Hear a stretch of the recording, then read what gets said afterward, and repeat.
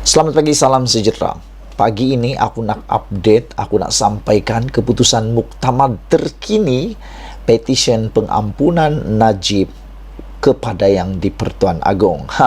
Ramai yang menanti-nanti keputusan petisyen ini, ramai yang menanti-nanti apa sebenarnya sudah jadi dengan petisyen ini. Adakah Najib akan dibebaskan pada bulan ini juga sebelum pembubaran parlimen supaya dia dapat bertanding lagi pada PRU 15 menjadi tanda tanya dan akan terjawab sebentar lagi. Saudara-saudara, ada harapankah Najib? Orang tanya, ada harapankah Najib untuk bertanding lagi pada PRU 15? Aku kata, semua kemungkinan masih ada untuk Najib. Kerana setakat ini, sehingga pada waktu ini, Najib masih lagi sah adalah ahli parlimen pekan. Ini adalah rekod pertama dalam Malaysia. Satu-satunya rekod dalam Malaysia, seorang banduan masih lagi bergelar ahli parlimen pekan. Kerana menurut apa yang telah dinyatakan oleh Yang di-Pertua dalam Dewan Rakyat, beliau mengatakan bahawa Najib masih tetap ahli parlimen sehinggalah kes ataupun petition pengampunan diraja Najib ataupun pengampunan diraja Najib dapat dibereskan. Dan hari ini aku nak kongsi dengan kamu keputusan muktamar terkini, berapakah petition ataupun apakah keputusan pengampunan Najib tersebut. Setakat hari ini 26 September didapati bahawa satu petition iaitu Najib tidak wajar diampunkan masih mendahului untuk petition pengampunan Najib. Setakat hari ini petition kepada Yang di-Pertuan Agong untuk Najib jangan diampunkan atau tidak wajar diampunkan telah mencapai 124,516 tanda tangan diperoleh. Makna kata petition ini telah melebihi petition yang satu lagi, kerana petition ini hanya perlu 150,000 untuk mencapai sasarannya. Saudara-saudara sekalian, untuk petition pengampunan Najib pula, setakat waktu ini berapakah yang mereka peroleh? Setakat pada waktu ini, iaitu pada 26 September 2022, solidariti pengampunan diraja untuk Najib, petition jihad bebaskan Najib Razak daripada penghakiman terancang telah pun mendapat tanda tangan sebanyak 33,812 daripada sasarannya 35,000.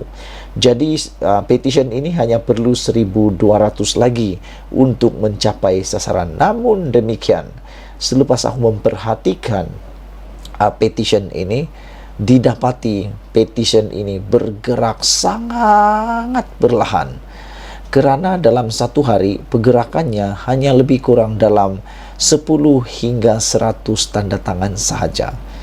Maknanya, di mana persoalan besar, di mana pergi penyokong Najib bosku yang dikatakan sehingga 3 juta dan 4 juta pengikut atau followernya itu.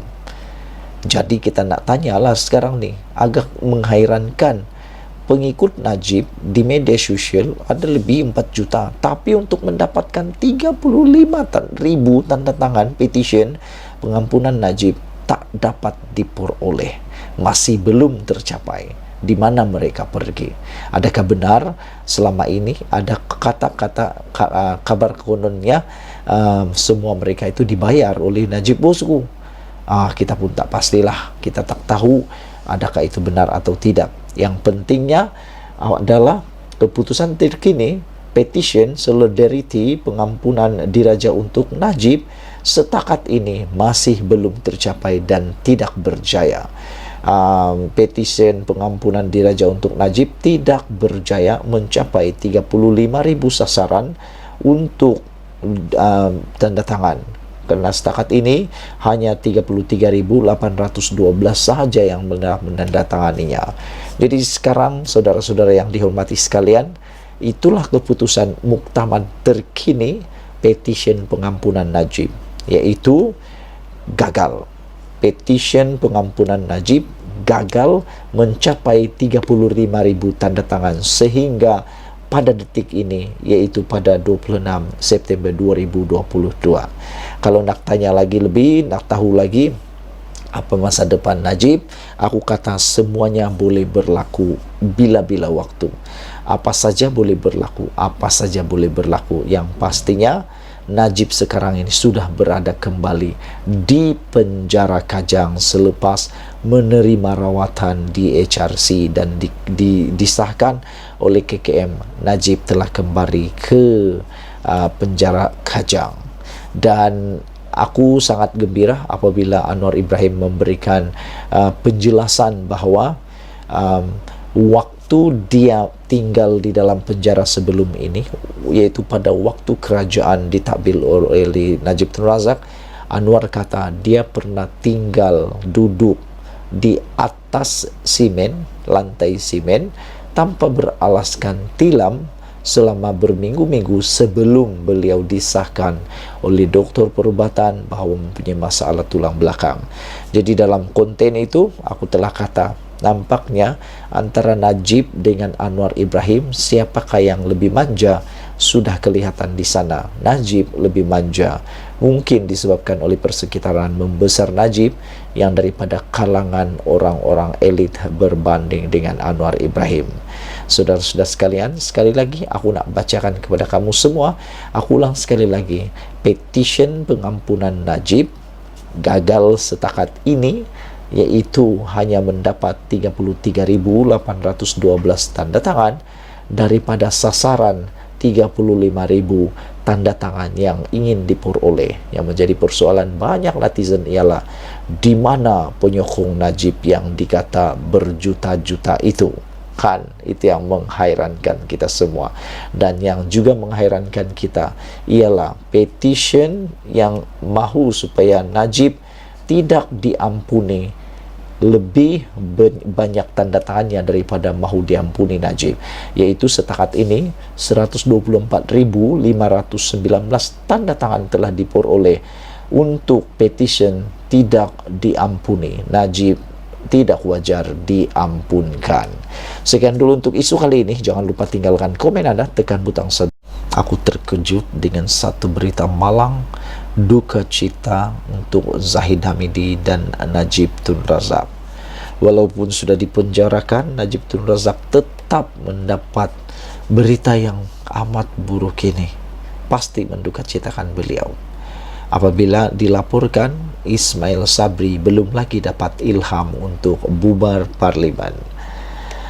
Ketika spekulasi mengenai PRU 15 makin kencang, Datuk Seri Ismail Sabri Yaakob belum membuat keputusan bila beliau akan membubarkan parlimen.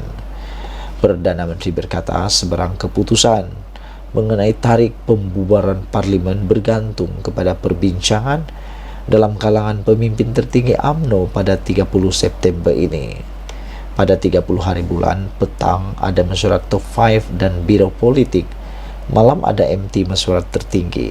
Jadi kita tunggulah, katanya pada sidang media di akhir lawatan kerja 4 hari ke Amerika Syarikat. Ismail Sabri yang juga naib Presiden UMNO berkata, beliau mendapat maklumat mengenai agenda mesyuarat MT, belum mendapat maklumat mengenai agenda mesyuarat MT UMNO. Saya pun tak tahu apa agenda MT dan sebagainya. Jadi malam tu kita akan bincang, katanya. Top 5 merujuk kepada Presiden, Timbalan Presiden dan 3 naib Presiden UMNO. Ditanya sama ada beliau sudah mendapat ilham bila akan membubarkan parlimen semasa berada di bandaraya ini dan adakah ia semakin dekat, Ismail Sabri menjawab, belum lagi. Saya berjalan di sekitar Central Park dan kagum dengan bagaimana kawasan hijau seluas 832 ekar di tengah-tengah bandaraya ini dikekalkan dan dipelihara, katanya.